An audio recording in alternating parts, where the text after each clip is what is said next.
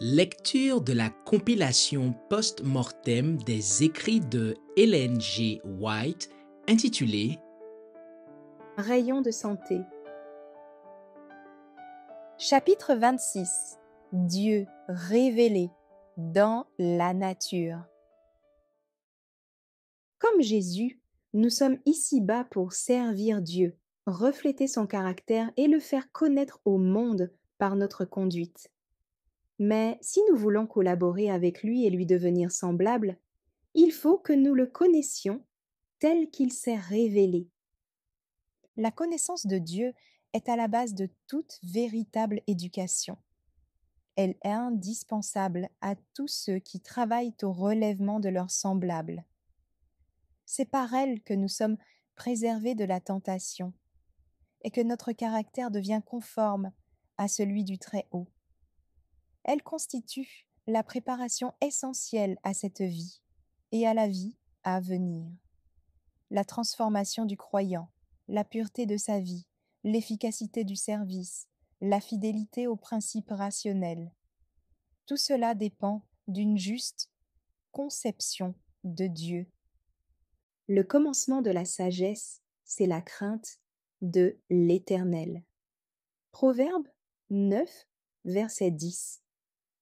La connaissance de Dieu nous donne tout ce qui contribue à la vie et à la piété. Pierre 1, verset 3. La vie éternelle, dit Jésus, c'est qu'ils te connaissent, toi, le seul vrai Dieu, et celui que tu as envoyé, Jésus-Christ. Jean 17, verset 3. Ainsi parle l'Éternel.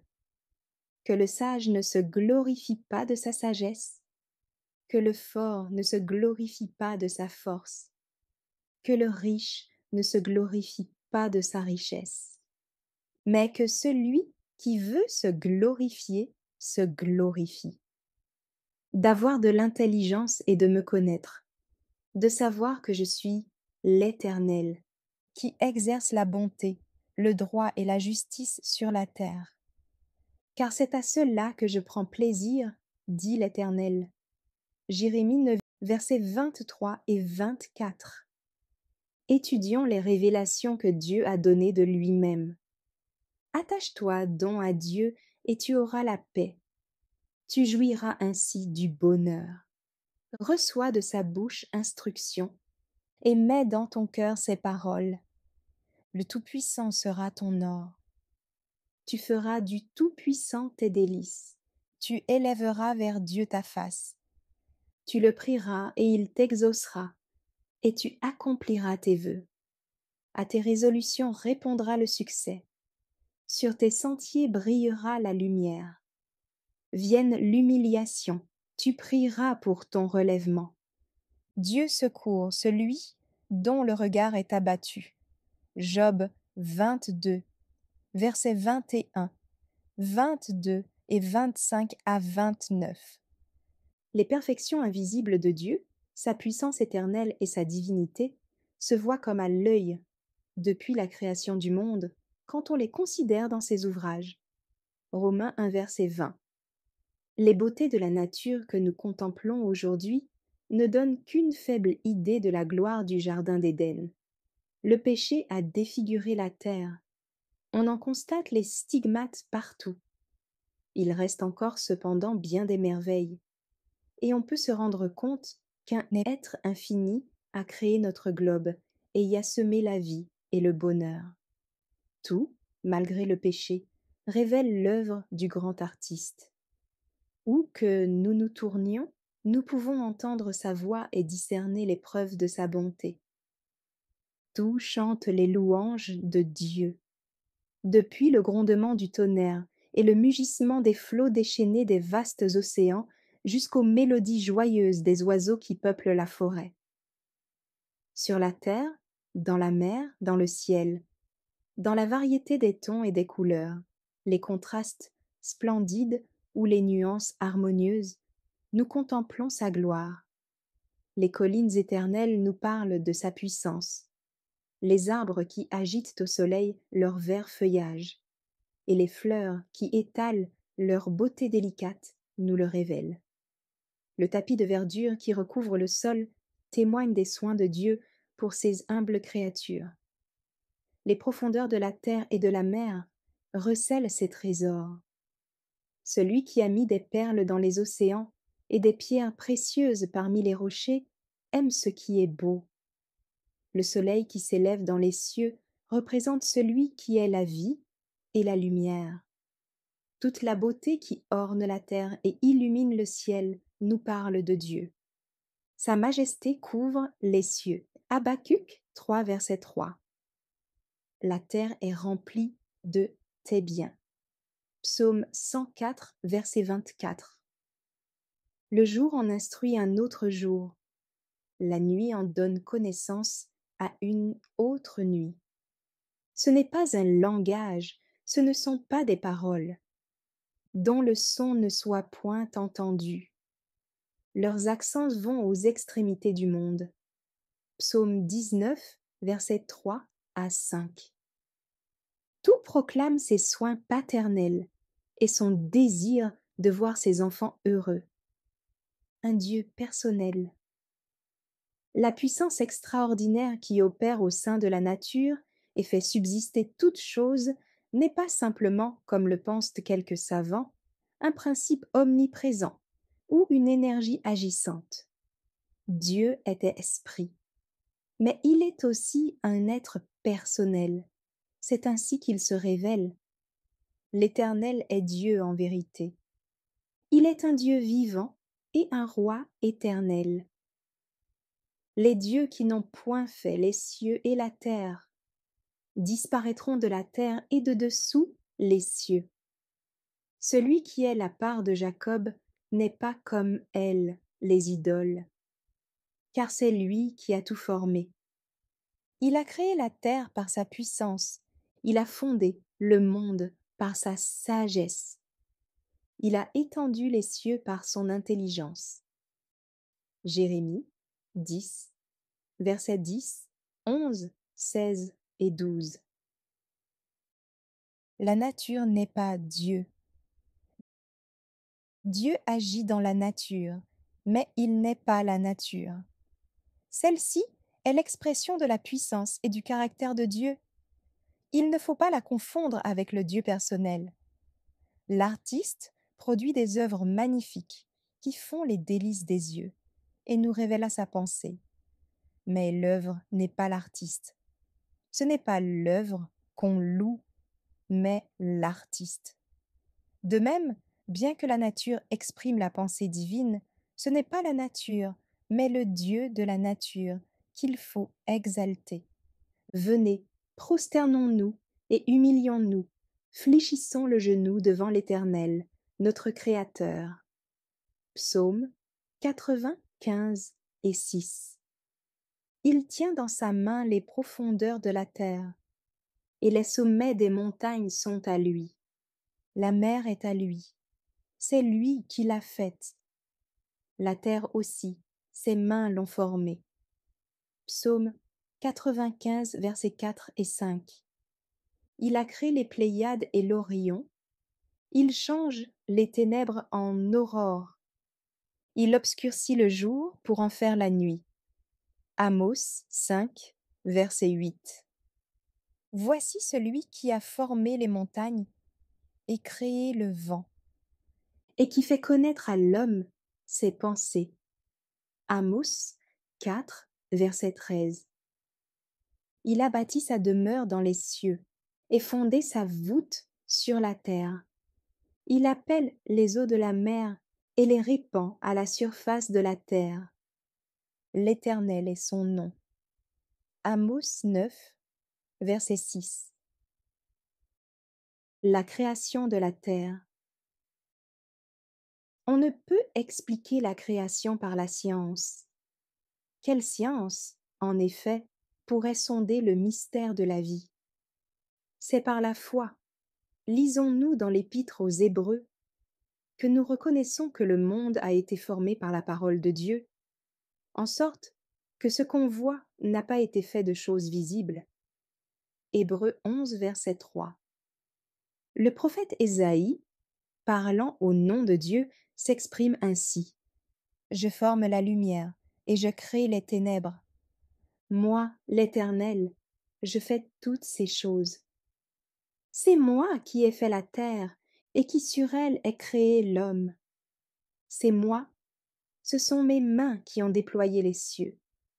Et c'est moi qui ai disposé toute leur armée. Ésaïe 45, versets 7 et 12. Je les appelle, et aussitôt ils se présentent. Ésaïe 48, verset 13. Pour créer la terre, Dieu n'emprunta pas une matière préexistante. Il dit, et la chose arrive. Il ordonne, et elle existe. Psaume 33, verset 9. Tout cet, que ce soit dans le domaine matériel ou spirituel, parut à la voix de l'Éternel et fut créé d'après ses desseins. Les cieux et toute leur armée, la terre et tout ce qu'elle renferme, vinrent à l'existence par le souffle de sa bouche. La création de l'homme. L'action d'un Dieu personnel se manifesta à la création de l'homme. Lorsque le Seigneur eut fait celui-ci à son image, la forme de son corps était parfaite, mais il y manquait la vie.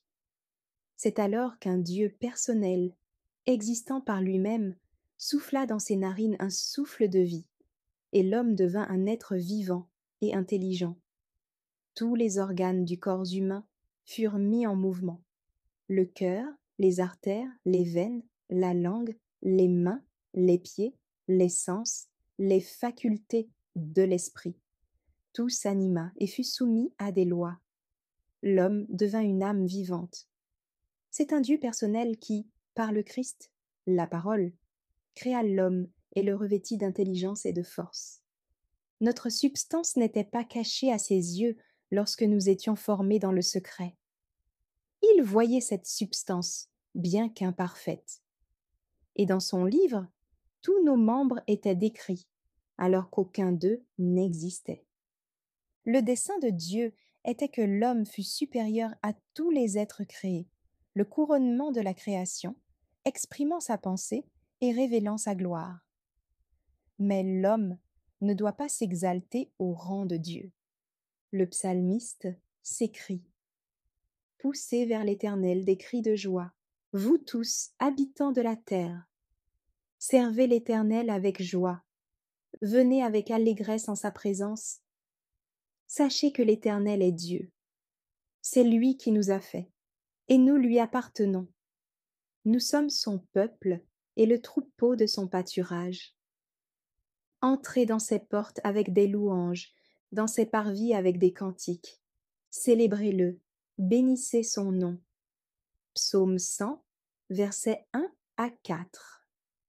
Exaltez l'Éternel, notre Dieu, et prosternez-vous sur sa montagne sainte, car il est saint, l'Éternel, notre Dieu.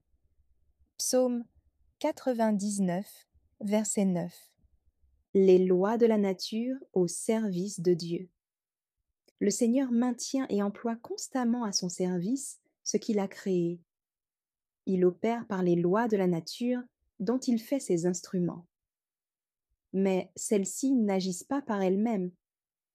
La nature témoigne de la présence intelligente et active d'un être qui fait mouvoir toutes choses selon sa volonté. À toujours, ô Éternel, ta parole subsiste dans les cieux. Tu as fondé la terre, et elle demeure ferme. C'est d'après tes lois que tout subsiste aujourd'hui, car toutes choses te sont assujetties.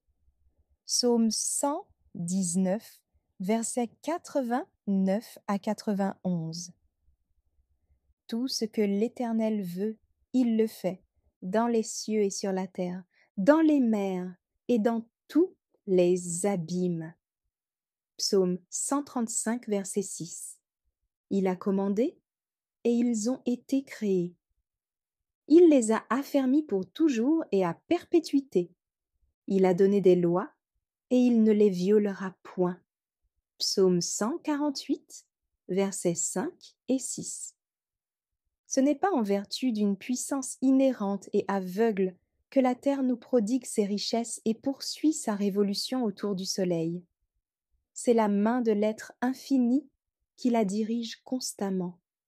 La puissance divine, qui ne cesse de s'exercer, maintient la terre dans son mouvement de rotation. Dieu fait lever le soleil.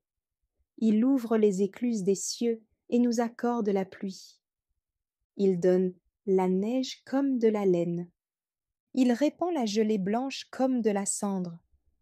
Psaume 147, verset 16.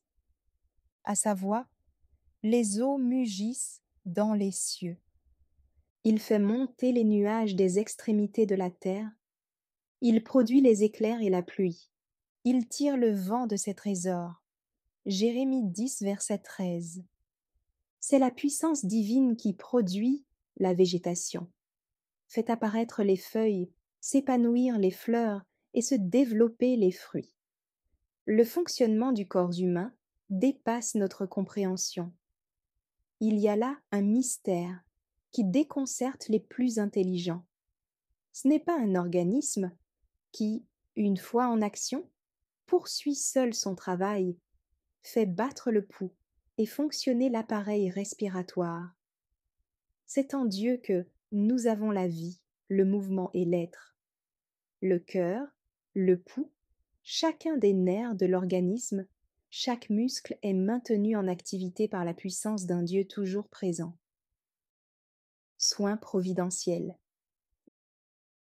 La Bible nous parle de Dieu comme habitant un lieu saint, dans l'au-delà, qui est sans cesse actif et ne connaît ni le silence ni la solitude, mais est environné de myriades d'anges prêts à faire sa volonté. C'est par ces messagers célestes qu'il est en communication constante avec toutes les parties de son empire. Par son esprit et par ses anges, il est partout présent pour secourir les enfants des hommes. Il est assis sur son trône, dominant les agitations de notre planète. Rien n'échappe à son œil divin.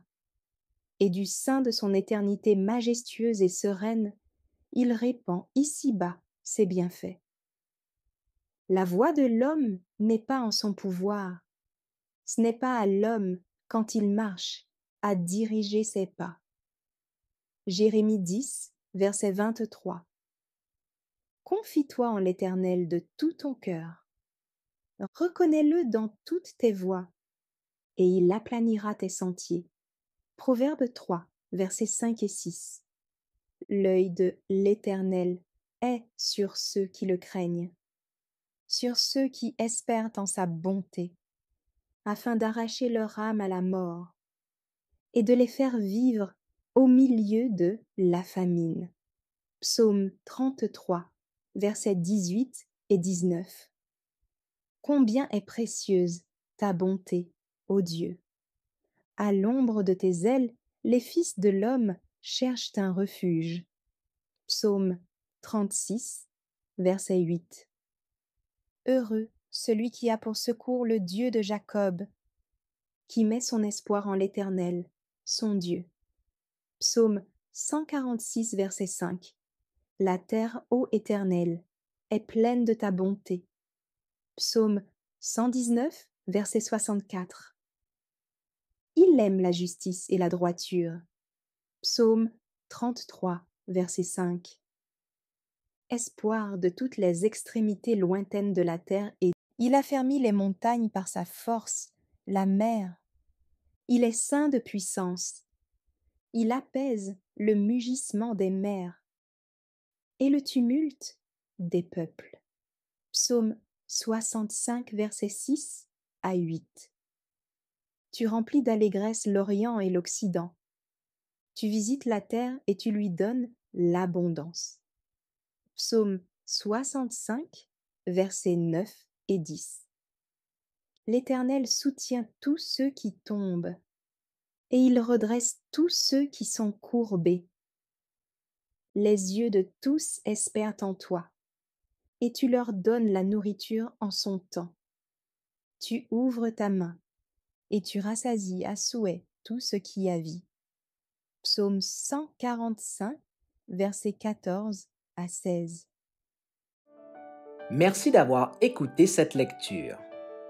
Si vous avez des questions ou des remarques sur le thème abordé, N'hésitez pas à les partager dans les commentaires et notre équipe ne manquera pas de les considérer.